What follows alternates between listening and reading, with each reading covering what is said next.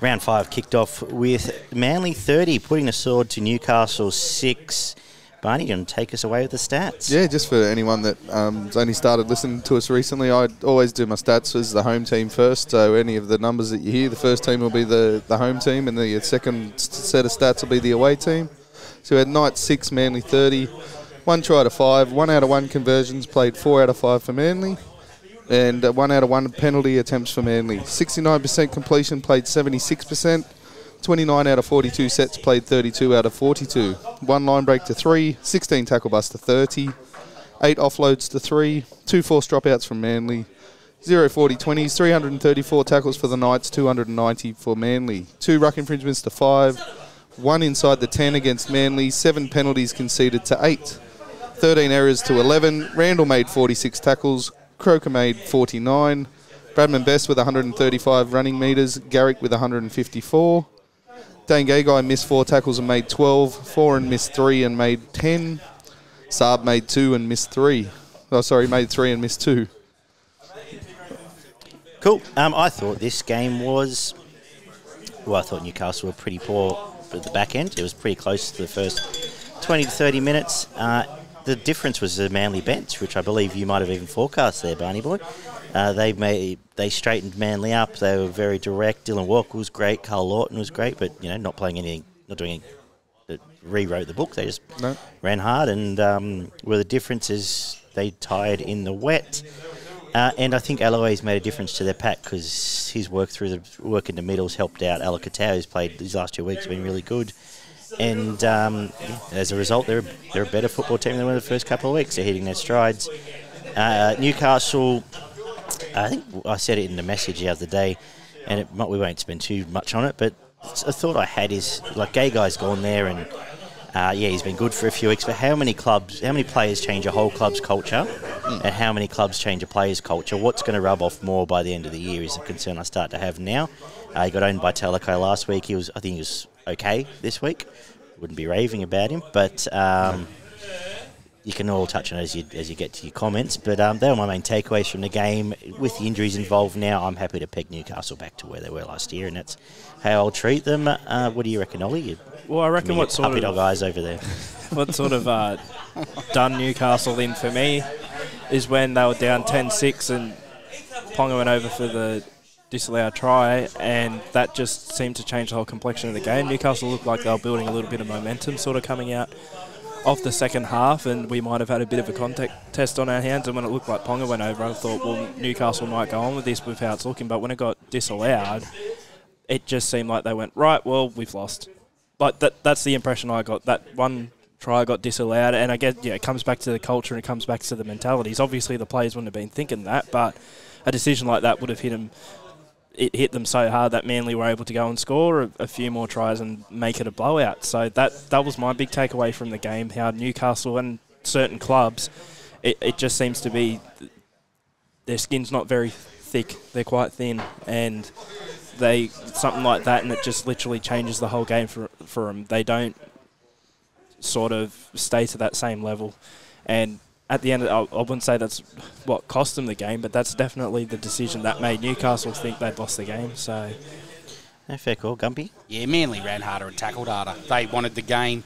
I didn't ever think Newcastle were in it, and I did change my tip when, like, Turbo was out, and I originally thought Manly would win, then went to Newcastle, and they were just... I thought they were pretty impotent, really. The Knights, on the night, the Manly forwards got on top, and DCE owned them after that with his game, and Okolatu on the edge. I think they owned the Knights, and look, I think that the Knights are in trouble. They find difficulty in scoring points. Who was that second rower? Olakawatu. Refunded. Yeah, so, look, Manly really owned them. I know that Ollie, when he spoke about Ponga scoring the try, thought that the complexion of the game may have changed. When it was disallowed, they fell apart more than they already had in the first place. Yeah, I didn't ever think Manly were ever going to lose the game, even when it was close. I thought, Manly will win by 6, and they ended up winning by 20. So, pretty simple, really, in the end for them. Missed the Supercoach points. Ola Kawatu with 83, Lawton with 71, DCE with 69, and then there was 4 other Manly players before you got down to Kurt Mann for Newcastle, who got 49 Supercoach points. So you see the difference there in the attacking stats. But I thought it was a pretty ordinary game, realistically, for the first 20, 30 minutes of this game. From both teams, there's a lot of errors, a lot of penalties that dominated the flow of the game, which just made it break down for that first half an hour.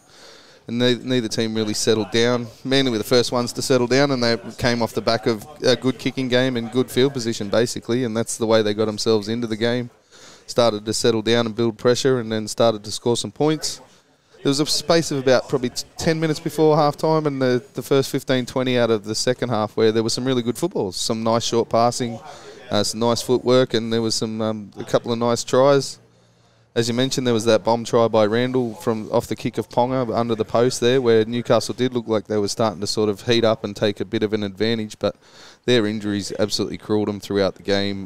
They're running on fumes at the moment. There's not a lot coming through. Their bench is looking weaker and weaker as the weeks go by. So they could realistically lose the next 4 or 5 games and be, 2 from a 7 or 8 come round 9, 10 going into Origin. So it is a bit alarming there for the Knights supporters, but and they gassed out again at the end of the game. They just completely ran out of gas, had nothing left. There was nobody left. Kurt Mann and maybe Frizzell was still having a crack, but the rest of them looked like they'd pretty much given up. Actually flattered Manly slightly in that. Like you said, they felt like it was going to be a comfortable 6-8-10 win, but Manly in no doubt, and it became it was some Mickey Mouse stuff at the end. Bit of a landslide at the end, yeah.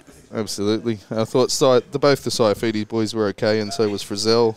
Randall was easily the best, I thought, for Newcastle, and Ponga in patches, but that bloke, I don't know what's the go with Ponga, to be honest. What is the go with Ponga? Because he doesn't like been contact. Piled on. He doesn't like getting hit. Does not like contact at all. But it's becoming, social media land's now aware of it. I think he's got quite a few mental issues as well. I think when he starts to get down on himself, he really gets down on himself and starts, kicking stones. And you're never going to, pull a bad performance and turn it into a good one when you got a mindset like that. So. When they're up and running and there's plenty of free space in front of him, he likes to get himself involved on that left-hand side when there's holes in front of him. But when there's a full line of defence there, he gets rid of the ball pretty quick, and makes it somebody else's problem when he's outside. You got a comment on Ponga? Yeah, I think he's just a victim of some head noises, but the team he's playing in, like a lot of players, I think it's the team he's playing in. And look, he's double-teamed every time he gets the ball in an attacking position. So when they're in good ball, the Knights, the side that Ponga's on, they just load up the defence on that side. And when they go the other side, there's nothing there that really threatens the opposition. So I think that he's a little bit of a victim of circumstance. I think he played better with someone like Mitch Pearce. When Mitch Pearce was there, I know that not everybody was a Mitch Pearce fan, but I think it took some of the pressure off Ponga that Pearce could possibly do some other things for them. But I think now he's a victim of the team that he plays in. Yeah. And number 1 seat holder in the Jake Clifford fan club, Ollie, your thoughts? Well, I have to agree with Gump wholeheartedly in terms of sort of a victim of where he is. You brought up the club culture. Well, what's Ponga? He's been at Newcastle since he was 18, 19. He's played the majority of his first grade career, bar maybe 3 games at Newcastle. He hasn't really known anything else, and just realistically, it's weird. They've made the finals the past 2 years, but it sort of seems like the culture's gotten a bit worse in a way. I don't know. I just feel like culture's it's the culture. Where he is. Like, it is how it is, and that's all he's really known for his first grade career. Like, he's obviously got the talent, and we can always say, right, if this player was playing for Melbourne, they'd be great. But if Kalen Ponga was playing for Melbourne, I don't think we'd be having this conversation. If you're Kalen Ponga, would you rather, if they offer him 1.2 to stay, which or whatever they're going to offer him, he can stay there till he's 27, and he can probably sign 5 years for it because that's what they'll throw at him. Why would you leave? Yeah, exactly. Cruise around and do whatever. Who cares? But that's the thing. Or do you want to challenge yourself and go? Another person, maybe you would. Someone else would say, "No, I'll take 900 under Bennett and see what he gets out of me." But that's the thing. Yeah, it's not necessarily him going to the Dolphins, which he would be, but it's him going to play under Wayne Bennett, and I think that could make even just for a year or two, and he could be a completely different player. Yeah. From all reports the past couple of weeks, that's not going to happen, but. Well, I think he's better off at the Dolphins, personally. They've got the Bromwiches, they've got Kaufusi, they've got Ray Stone, who knows, but they've got the nucleus of a pretty good forward pack. They've got 3 blokes from Melbourne who they should be off the front foot playing. But another thing I want to get back to, in rugby league, people talk about culture. There's only 2 types of culture in a rugby league club. Good and a bad. winning one and a losing one. Well, yeah. They're the only 2 types of culture that there are. And they talk about this, that and the other, work hard, and there's a hard-working culture. The teams that work the hardest win, and the teams that don't lose. It's that simple when we talk about the culture of a club. It changes when you win. It's pretty... and to your point, you mentioned the top 6 are pretty obvious. Who tackles the hardest and runs hardest in the comp? Who's not in the top 6 that tackles and runs harder? That you think are more committed than those teams. It's pretty simple. We talk about a Newcastle player, someone that sort of, I'd say a lot of people have been noticing recently since he's gone to Melbourne. Josh King, sort of a nobody at Newcastle, but all of a sudden he's at Melbourne and trying really hard. Trying hard. He's probably fitter than he's ever been in his life, I would imagine. He's playing to his ability because he's working hard. Yeah. That's 100%, and that's the culture, and the culture at Melbourne is a winning one. And I'll tell you, he's also got the right backing behind him as well. Again, with the top 6, have a look at the top 6 and have a look through the starting 13 and how many blokes you'd look at and go, they don't look like they're fit enough to play. Yeah. And then you look at the bottom 6, and there's probably 4 or 5 in every team where you're like, oh, is he fit enough to be playing for this team? Is he a first grader? Yeah. It's more to the point. And it was really noticeable, I think, this weekend that there was lots of teams where I just went, well, one of them especially, where they said the bloke shouldn't be playing first grade. But yeah, a lot of the better teams there's no if, buts, or maybe. There's no let up. They just keep coming, and the teams down the bottom, you see that they stop for 10 minutes. The whole team pretty much stops because they can't keep going. So. You can see the gulf in the comp bigger now, last year and this year, and people say this year it's been a bit more even. And for 3 weeks. I tend to disagree. Yeah. I think the top teams, when they play the bottom teams, put in 60% effort, and that's all they need and they still look like they're trying than other teams. Like Cronulla on the weekend were poor for the way that they've been going with the errors and stuff like that, and they would have been pissed off with their performance, but they did enough still to beat the Tigers by... It should have been 30-0, and they still looked better playing to half of their ability. We'll say half. Yes. Yeah.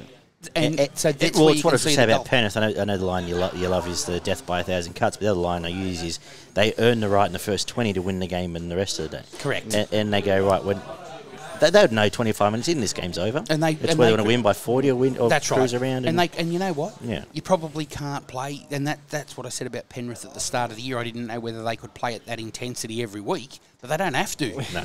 When they play in 10 of the teams, they don't have to play with that intensity. They've only probably got to do it 8 weeks in the year when they play the other 4 good teams. And you can't begrudge. And the only people that win are margin players and Supercoach players, but if they're taking Cleary off after 60 minutes every second week, well, good on them. And that's if they don't need him there. Hey, if you're a putter, then you got to put up with that. It's the same as a wet track or a dry track or whatever. It's exactly the same thing. But you Let's can't finish this off anyway. Yeah, you got a 3-2-1. What are you thinking? Well, I thought the only threats that Newcastle really had to me looked like Best, Ponga, and maybe Gay Guy that were going to score points, and they didn't. So I thought Davey and Crocker were okay. Lawton was really strong from the bench. Added, as you mentioned, straightened him up, and gave him a creative option out of that dummy half. He looks to me like he's got a lot more creative ball play than Croker out of 9. And stronger and bigger and a good defensive and real good defensive player. But if you can, if you're going to bring him on the bench as an impact player, you can't really begrudge him that either. I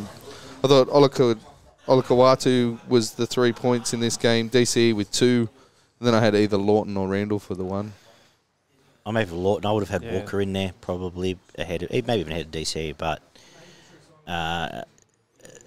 there was some soft stuff at the end, I suppose. What do you reckon? I'm happy to go with Lawton. He had a good impact off the bench. Lawton, Scored a good try. Lawton won? Yep.